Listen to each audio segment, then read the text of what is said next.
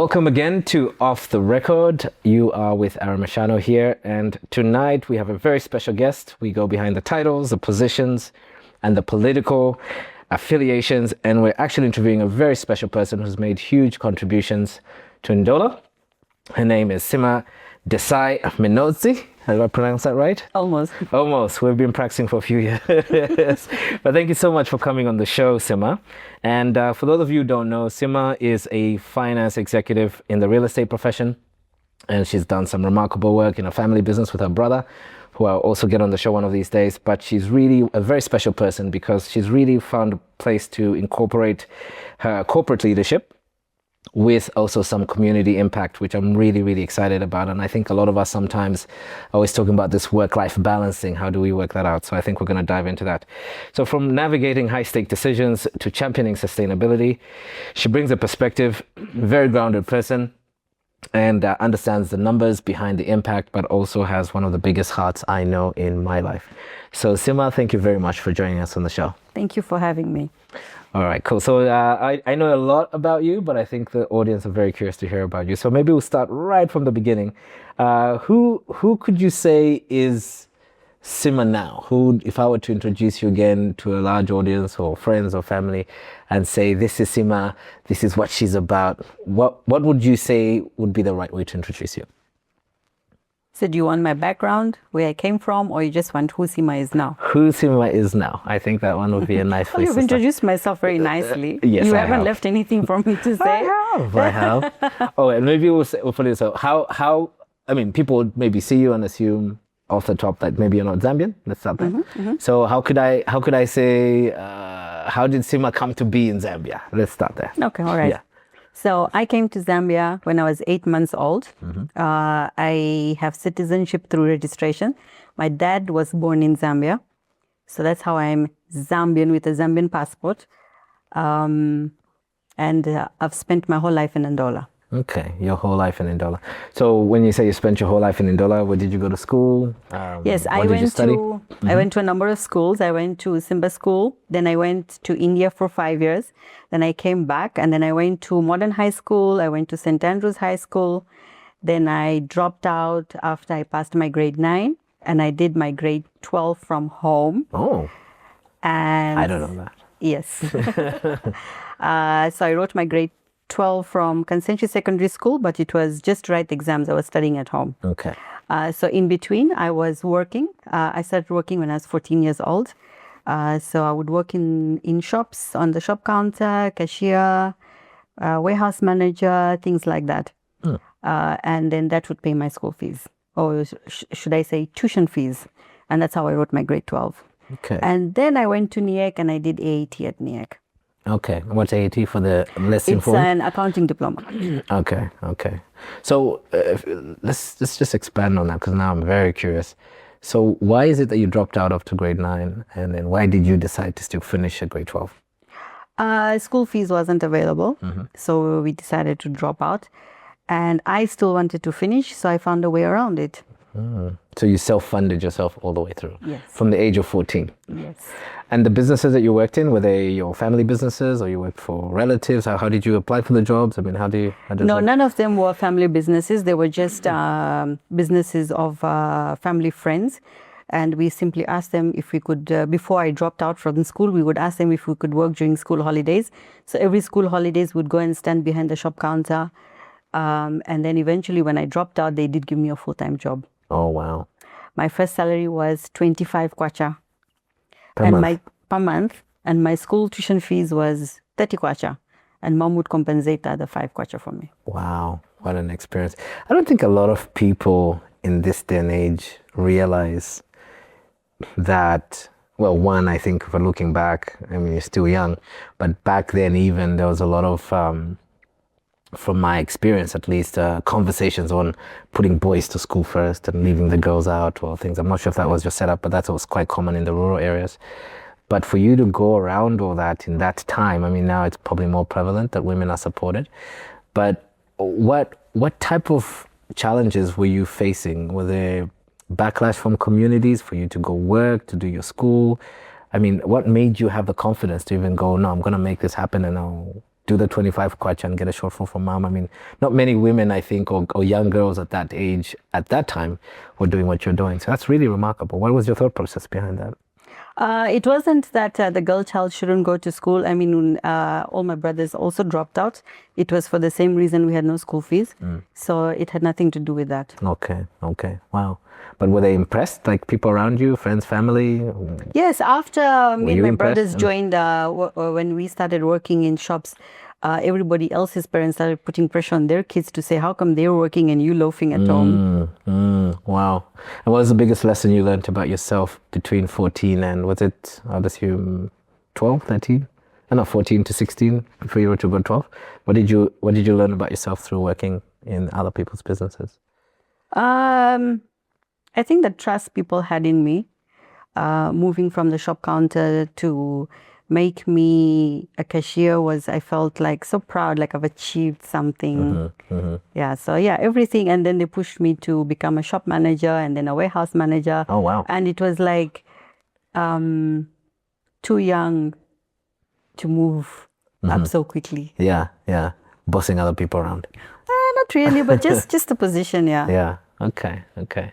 That's amazing. So I know a little bit about you, but I think it's really important to talk about it because I think a lot of people don't realize just how many things formulate who you become in the future. And I think obstacles and challenges, some people go, oh, maybe they might see you around now, prominent Sima in Dola, doing things. They don't understand this part of your story.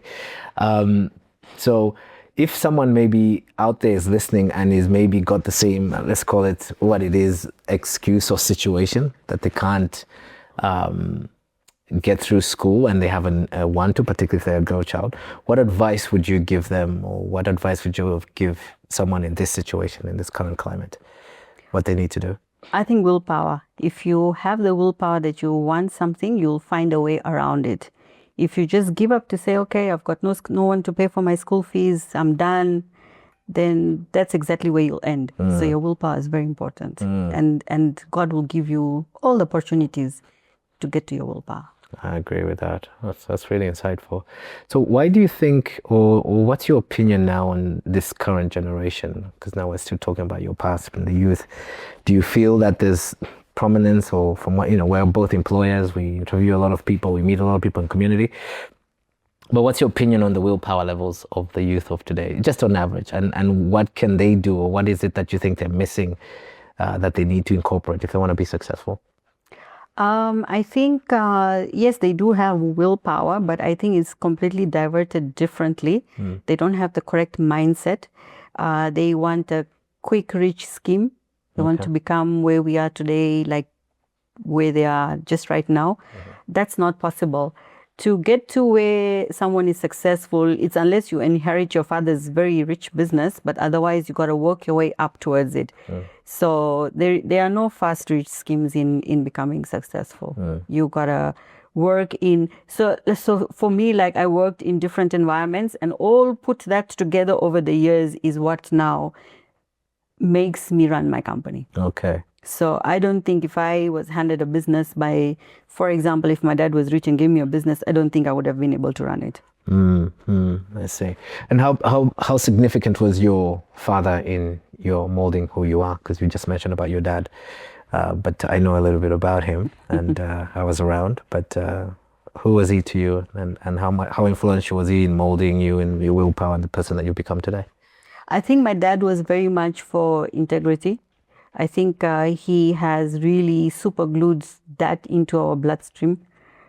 Everywhere we go, integrity is a major thing. And every time we don't want to step out of it, we know it's my dad speaking in spirit.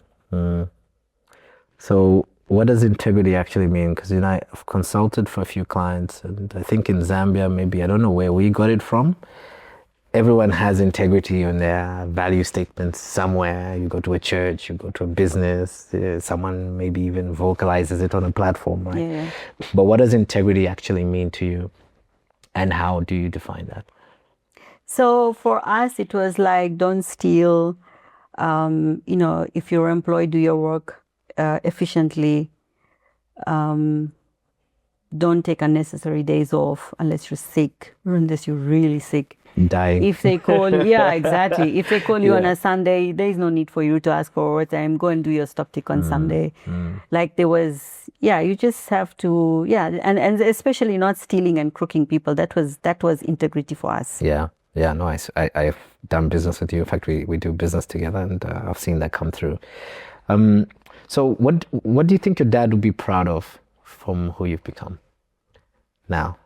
If he was to look back, we'll go into that situation later if you wish, but how do you think he would perceive you guys now? Because I'm proud of you guys. I mean, I've seen, and we'll talk about your business and what you guys have managed to accomplish in what seems to be overnight success, but I know you started a while back. But I was always curious as to if your father, who was about integrity, for example, and is looking down on you guys now, what are the things you think you'd pick up? I know he's quite a reserved man in some ways, but what do you think you'd say, or what do you think he'll be proud of about what you've accomplished? I think he even before he passed, he saw the business that we were building, me and my brother, and he was already very proud of it to say, my kids are doing something. Because he also came from a background where his friends would brainwash him to say, no, your kids are useless, blah, blah. But when he actually came and saw that his kids are building a business and it's big, and now people are talking about GTL, I think he was very proud. Yeah. And he still is. Yes, I was there. That's true. That's true. Yes. So what? Let's talk about GTL a little bit. I know you started the business with your brother Shiraz. Yeah.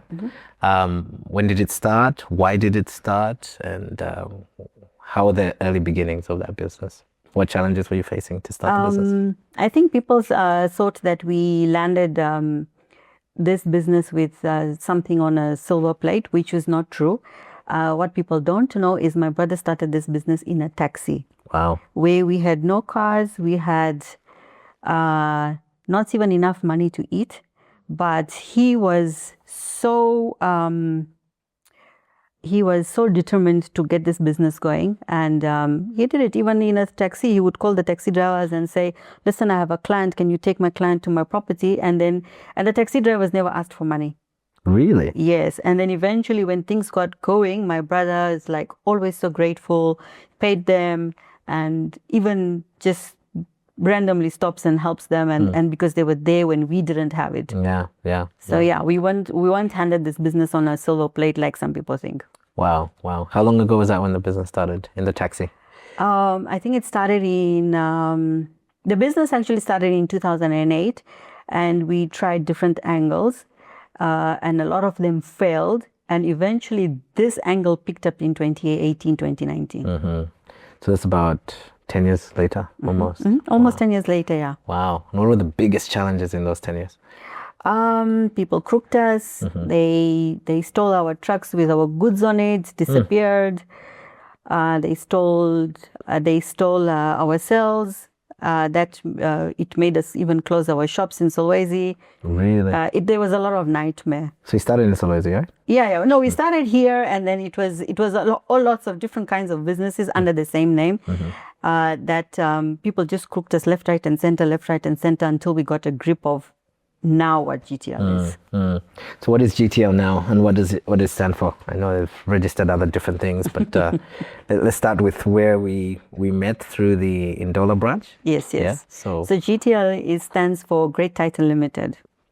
Okay. And then of course we now have GTL Real Estate, and then we have others which people will know soon. I was going to say one, but okay. We'll wait.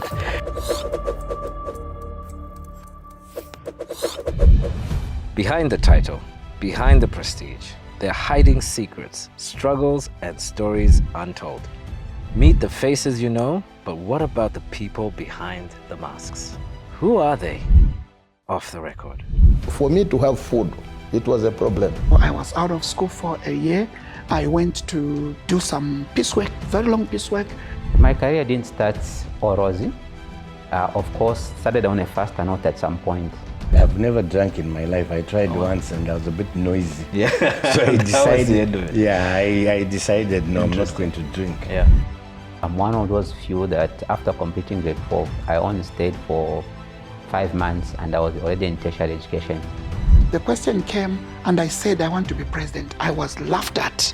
I just wanted people to understand the implications or the things that happen when one is about to have a stroke. And I want to confess that at one given time, I nearly crucified myself. The journey, the struggles, the triumphs, it's time to get real. From the operating room to the boardroom, from the podium to the pulpit, we're going off the record. Unfiltered, unscripted, unforgettable.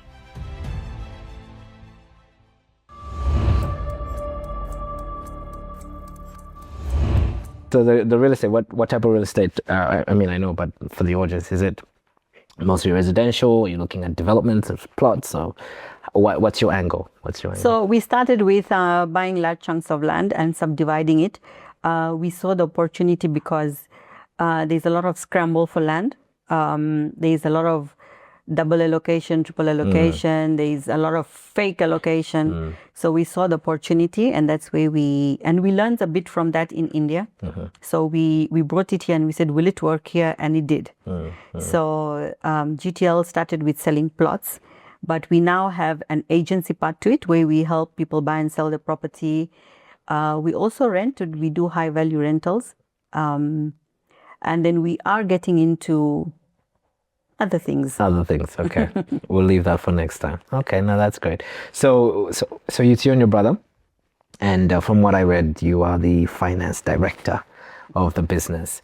So how much, I think you mentioned your past experiences are feeding into some of the experiences you have here. And I remember meeting some of your amazing team, love the customer service. So what locations are you now, and where would you say some of the exciting projects are that you're working on currently? So we have sites in Ndola, we have in Itawa, we have in Gichele. Our first Gichele site was sold without even advertising. Our existing clients just bought it. Yes. And then we have our second phase. Then we have Luansha, Kitwe, Mufliria, Sakanya Boda. Sakanya Boda as well? Yeah. I don't think you told me about that. All right, that's great. No, I really love that. And I'm a big believer in family businesses. I know they have their challenges. As you know, we're very much in the same space. But what is it that you admire most about Shiraz, and where do you think his strengths lie versus your strengths to make you guys such a great team? Yeah, we are actually two different personalities. He's mostly the big thinker, and I'm mostly the accurate thinker. So I like to go. I do figures like accurately, and he's just a big thinker. So he will say, I want this and this, do you get it? So eventually, before I never used to get it. Yeah. I was like, no, it's too big. No, we can't do that. Let's concentrate on this. But eventually his spirit has gone into my spirit now. I also think the way he thinks. Yeah. That's great. So you got to set higher goals to get, you can't be comfortable where you are. True. They say the enemy of a great life is a good one. Yeah. You know, so not even a comfortable one. Now that's really brilliant. So you're doing GTL, and that's going really well now after so many years, and you know, some failings that people maybe never saw for 10 years, and now it's like really exploding. And then from there, we got talking about the environment, and you have a passion for growing trees. Maybe just touch a little bit about, I know some people know you for that, but what is the sustainability side, and why is it that you, with your busy schedule, you're adding all this other things to it? I remember coming to your home and there's just trees everywhere, and you build structures. So what's that about, and what motivates you to do more work outside real estate? It comes from the word grounded, and grounded means yes, in your business you can be excelling and doing all sorts of things, but it's important to remain grounded. And my climate change activities keep me grounded to earth. So yes, I love trees.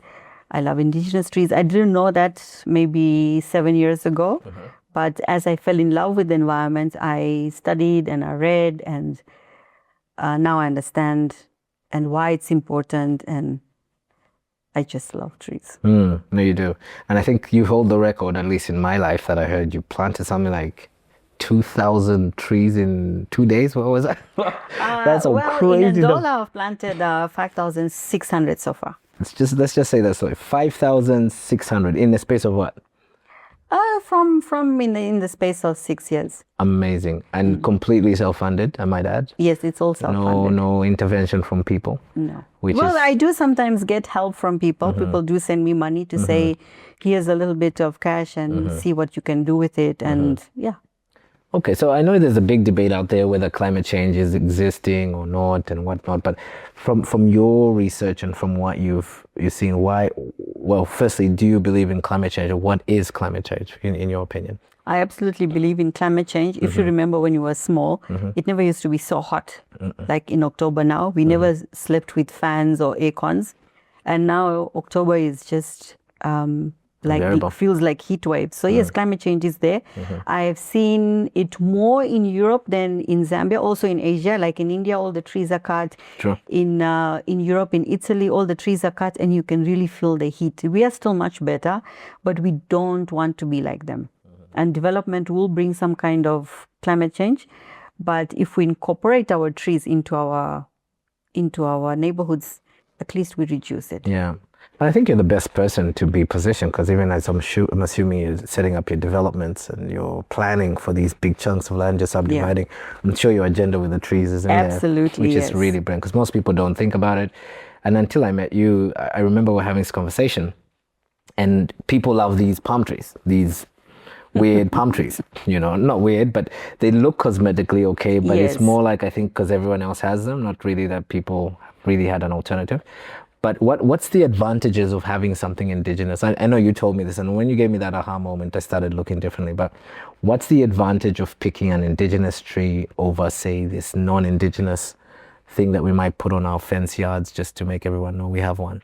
So let's talk about what indigenous is first. Indigenous is what's local to your region. Right. That's what's indigenous. Now, palm trees are not local to Zambia. Palm trees come from where the beach is, where the sea is. So they are not indigenous to Zambia. It's like the Christmas trees. Yeah, those all pine trees, they are not Right. indigenous to Zambia. And palm trees don't serve any purpose apart from just an aesthetic look. Indigenous trees, they create a big shade. It provides food and shade for animals, birds.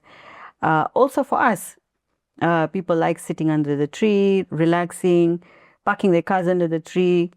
So the other main purpose for the tree is it sucks the rainwater under the ground. I remember So it this, yeah. fills the table. Okay, And the palm water trees table. doesn't really do that. It's quite shallow with the roots. Yeah. And I've seen even some of these, without lack of information, certain trees have like a big root structure. Yes. But if you don't know that, you go plant it next to your fence. Next thing you know, your fence is falling apart, right? Yes. So could you speak into that? I don't know, is it ignorance? Because we're also buying these things from certain people we assume should know. Yeah, So because ask the we right just look questions. at the What is top it of about? it and we say, oh, this thing, like an umbrella tree, for example, gives a lot of shade, but the root also grows sideways and it eats into your foundation or your wall fence. Or your house. Or your house. Also, the flamboyants do that. They look very pretty. So like in Ndola currently, they're uprooting all the trees on President Avenue. I saw that. What's that about? So we need to redo our roads, right? Those roads are colonial roads, and of course they need an upgrade. And to upgrade that road, they will need to uproot the trees because all the flamboyant trees, the roots have gone sideways. Now, in between the two roads, there used to be a drainage system which is blocked. So now you see when it rains, Andola is flooded. Yeah, true. Luckily, we are not as bad as Lusaka, but for Andola, we are still flooded.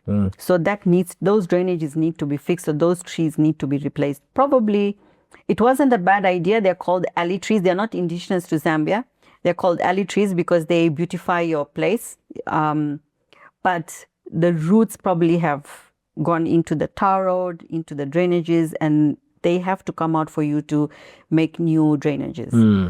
And maybe it's too much to ask because, I'm on the other side of that, seeing the plastics and the paper getting on Yes. our roads and the garbage collection thing. But I've seen in Japan these cool machines that just kind of like dig in and pick up the tree and then we plant it somewhere else. Yeah. And some of these were talking 50 plus years old, right? I'm assuming even pre-independence. So, I mean, through your organization or others, was there a discussion to see how we can preserve those trees? Because I've seen them just being cut and sliced and diced.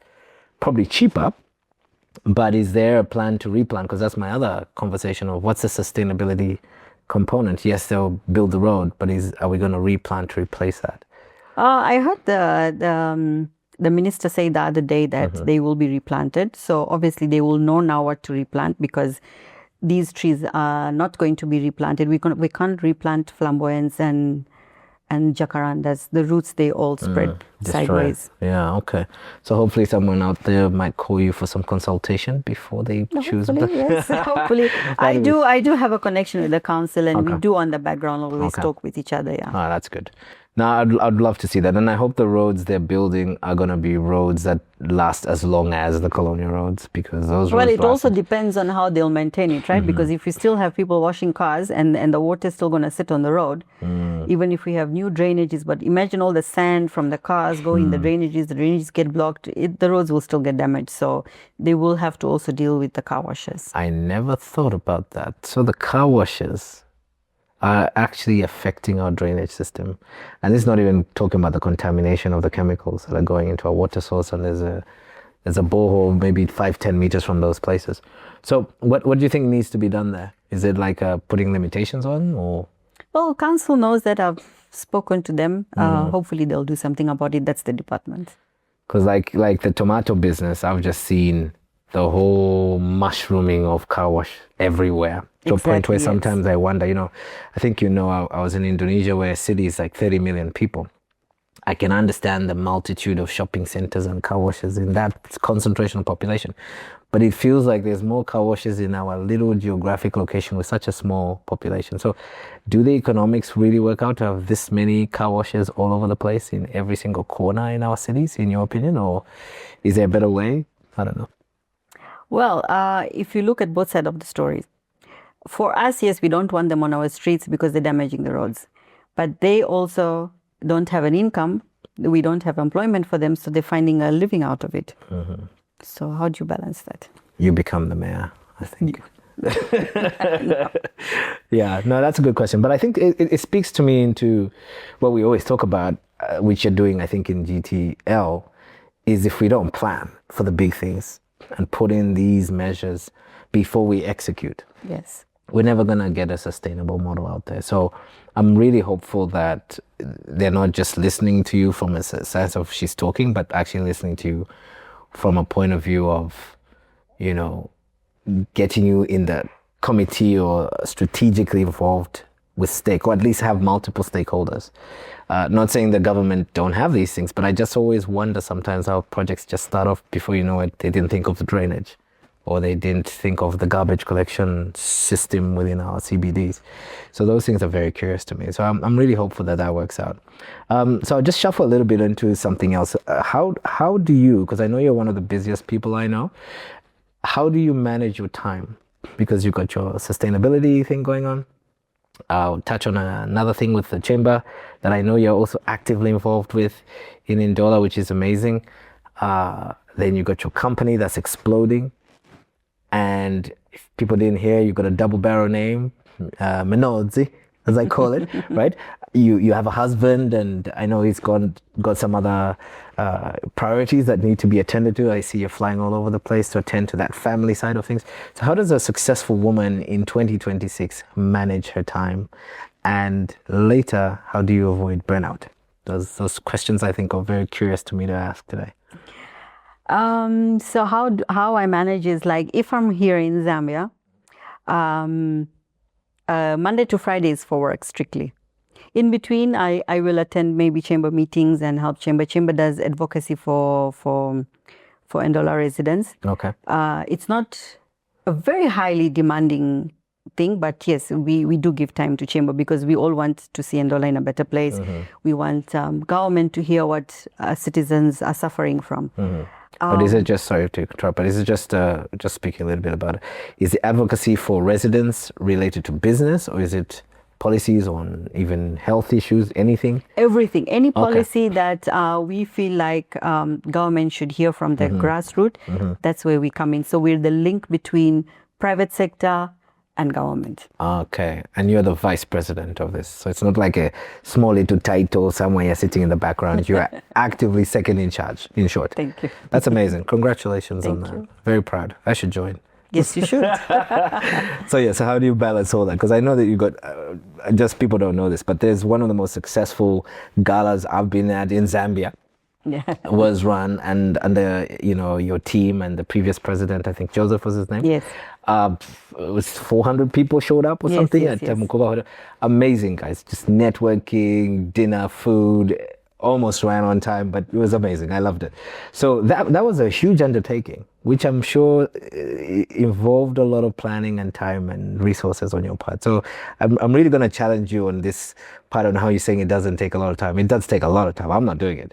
So it how do you do doesn't take, it's not, Ndola Chamber is not about one person. Okay. It's about a whole team. Yeah. So if you're talking about the gala has its own committee Okay. led by the president. And there are lots of other members. So it's everything is delegated. Okay.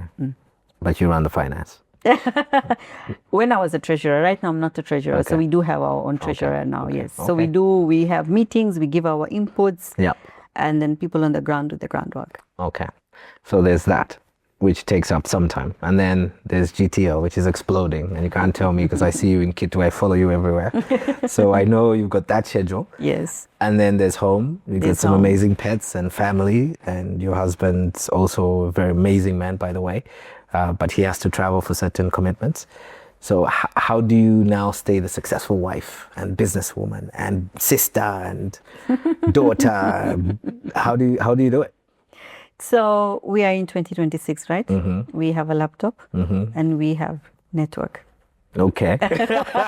So we work Yeah. online. So even Okay. when I'm abroad, so my husband needs medical attention. So we often travel.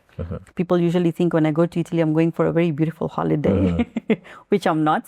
But yeah, I work on my laptop. So in between hospital visits, in between, I do what I need to do. It must get mentally and emotionally exhausting. I mean, let's be honest. It does. I know you, so I know, yes, it does. we need to speak into that because also mental, from my personal family, mental illness is real. And some of the things that happen, particularly for, I think, what we call doers like you, and I know I'm talking to myself, but it's your interview. We know how to put out so many fires for so many other people. But who's putting out those fires for you? No one. Yeah. And how do you manage that? Yes, yeah. So my brother is very understanding. I think he's really the only person that actually understands everything that I go through. So if I say, today I am so exhausted, and he'll say, okay, just pack up and go home. And he's that kind of a person. He'll understand. I think he's the only person who understands, even if I'm in Italy and if he calls and I'm like, I'm so exhausted, I'm sitting outside the hospital for hours, and he's like, okay, we won't disturb you. Like he's always there to support me. Like everyone should have a brother like my young brother. Yeah. That's amazing. I think he's the only one that really, truly, even when I came back from Italy now, and he's like, do you know you weren't really on a holiday and you need a break? I said, yeah, I do really need a break. Yeah. So yeah, we do have a lot of burns out. We have a lot of emotional stress. We end up just answering the phone happily, but we end up crying. Yeah. All that is, it's not like what we always show on Facebook, that we're always happy, up and about. We show those things on Facebook because we want to encourage people to do better things, but that doesn't mean we are not sad, we don't cry, we don't have a burnout, we have all those things. So how do you deal with the burnout and the crying? But, I mean, I've caught you on a few of you. How do you deal with those? You stay home Yeah. and you get over it, Yeah. and then you get back to work. Yeah. And you have special people in your life, like your friends and close family members that you can talk to. They help you talk out of it, and then you get back to work. And maybe that's that determination that you said you have. But how do you strike that balance? Because, I would maybe argue we tend to be on the side of overdoing it in some cases, Yes. which leads to the unsustainability side of it. So when do you know when enough is enough? We actually never know when enough is enough. We just, when somebody else needs you, you give it all out. We don't say, I'll only give 50% of my time or 90% of my time. That person, you're still okay, and that person still needs you, so you give 100%. We don't know when to stop. True. And that could be a problem because once you burn out, you just completely cut that person off and delete them. Delete them, and they're like, what happened? You know, I used to be my buddy in the corner. Yeah. So what do you think people need to know then who are on the receiving end? Because this is a very interesting question that I think a lot of us Zambians don't appreciate what being a provider is. I think. I mean, you know, I was talking to certain people, and my partner was always in the medical hospital side. I personally have experiences of, let's just talk about men now, but I think it's both sexes in 2026. There's just constant need to give, and people constantly got handouts of give me, right? But they don't maybe appreciate that that person is also in need at some point, and they end up in the hospital, they check out into the bedroom and do the crying and come back out. So the people now at the receiving end who are, let's just say, you know, there's givers and there's the takers, or maybe there's something in between, but let's just go with that. And I think there's a strong culture of a lot of takers, right? What do they need to be aware of when they actually have the opportunity to be around someone like you, who is a giving person, who is 100%? Because at some point it's not sustainable. You can't have 1,000 million people constantly getting from you. At some point you also need something back. You know, I don't know if you get resentful. I do. You know, at some point. Yeah, I do. From time to time. So what do they need to hear? Or how do they need to approach it to make sure that it's a sustainable way of receiving? Because I think that's not spoken into. Everyone's just like, pray to God, you give, you pray to your parents, ask the provider.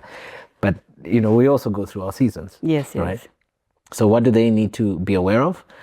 And maybe how best can they then support someone who's in a position of providing for that person? And that's across genders. I'm not being gender specific. Yeah. I think, yes, they need to be more mindful, be more caring. I would also need some caring.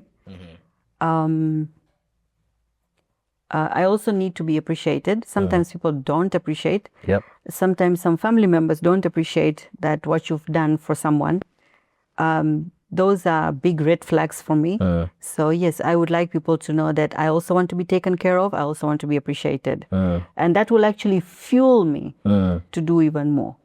But when people don't appreciate you and don't care for you and don't see your needs, that's when the burnout comes in. Yeah, agreed. So what ways do you think people best appreciate you in the past? Apart from my chai teas, which I know don't cut it all the time. How else can someone appreciate you? Someone like you who's working, doing all these things. Because I think it's such an important thing. Everyone is different, right? But in terms of if someone was, another Sima was talking to Sima and saying, okay, Sima, what do you need? What would you say? Maybe just a hug to say that you're doing so much, and we just give you a hug and say, you know, be strong and we're here when you need you. Something that would make a lot of big difference. I remember when I was in Kenya, when my husband was almost dying. I used to go downstairs. I didn't know anyone in Kenya. I would go downstairs in the car park, cry my eyes out because I just wanted to hug someone. I would hug a tree and go back up. Oh my goodness. So yeah, I would appreciate my family members to, you know, understand the way my brother does. Yeah. He totally gets me. So I would appreciate if other people also understood me in that way. The world runs on us. At Metro, we understand that life doesn't stop for anyone. That's why we provide quality fuel needed to keep your day running. With our convenient locations and reliable service, you can trust us to keep you moving. So come to Metro Filling Station and let us run your world.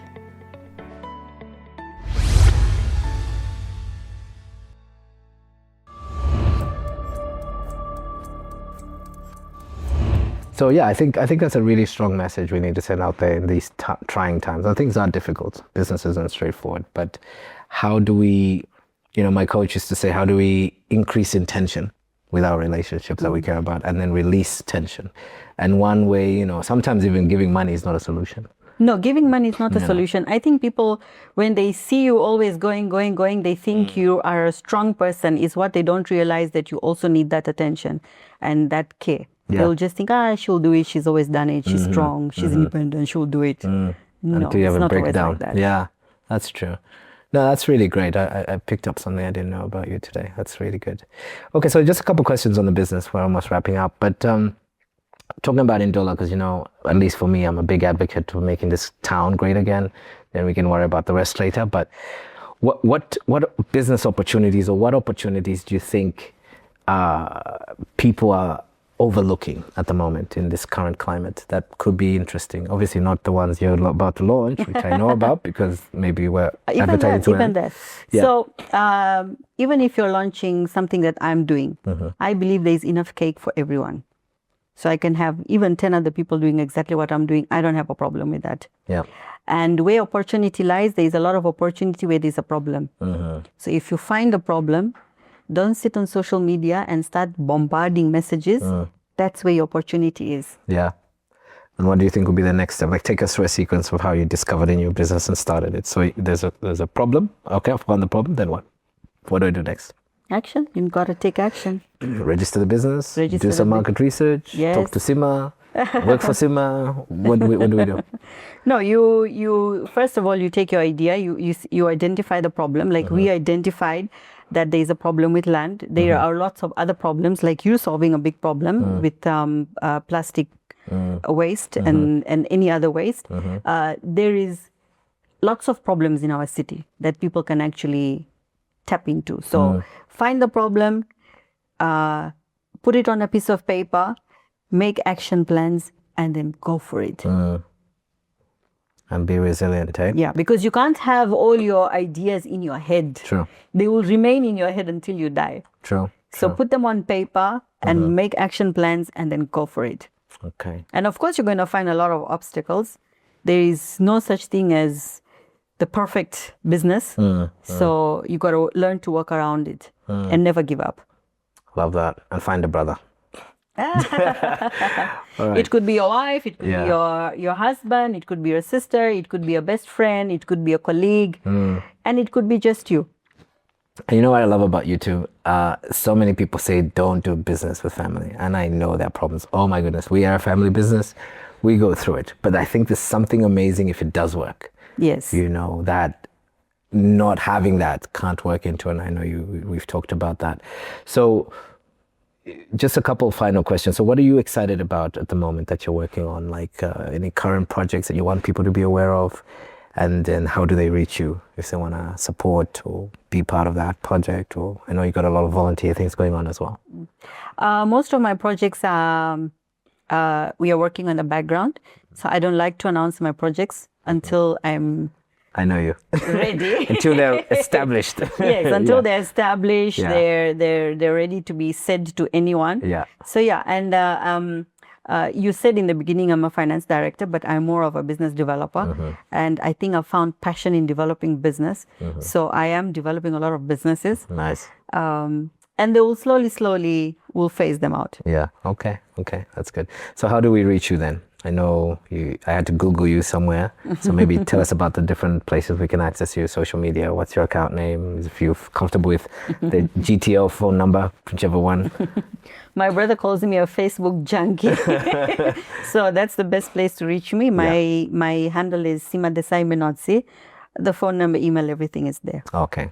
So Facebook is best to get you there.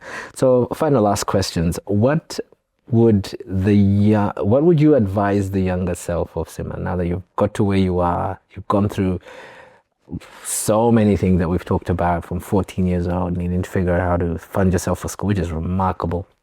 And I think a lot of people would assume differently, to, being married, now having these businesses and now having a passion for business development. What advice would you give the former self, the younger self, Sima Desai Manodse? I don't think I'd change anything because that's what has formed me.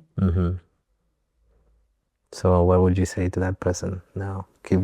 What would be the words? Keep growing. Just the way you've been growing all these years. Keep growing. Speaking of, one more thing. You did climb Kilimanjaro. Oh, yes. That is insane. That is insane. We're running out of time, but I guess back to that question, just to wrap it up.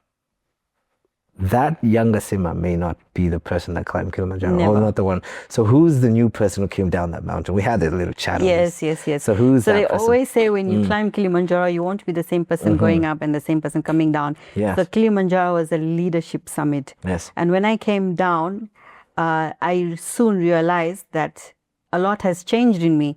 Everything. Like if I say I'll walk 5 kilometers today, I'll say, one for the road, I'll add an extra kilometer. If I say I'm working on a business plan, oh, it's 5 o'clock, it's time to go home, I'll finish it until maybe 6. And everything has that extra push to it. Like I've just changed. Before it was like, I'm tired, it's okay, I'll do it later.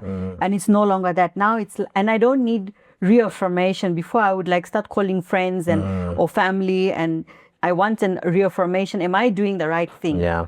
But I no longer need that. It's just like, go for it. Wow. I like that. I wanted that to be in the show. That was brilliant. I remember you coming back and you're just talking. And I was just like, I don't recognize this person. So there's a lot of extra mile perseverance in there, which has been really, really great. No, Sima, I'm so grateful that we had this time to chat. And I wanted to say thank you again from the bottom of my heart. I know you're a very, very busy person, but having you on the show and having, that aspect of being a big inspiration, not just to female business people in Zambia, but I think it's such a great role model, I think, for Ndola and what is possible for all of us. So thank you very much for being on the show. Thank you so much for having me. All right. And ladies and gentlemen, that's the end of our show. Brings us to the end. Thank you very much for watching us on Off the Record. And thank you for spending time. My name is Aaron Mashano, and that's all for today.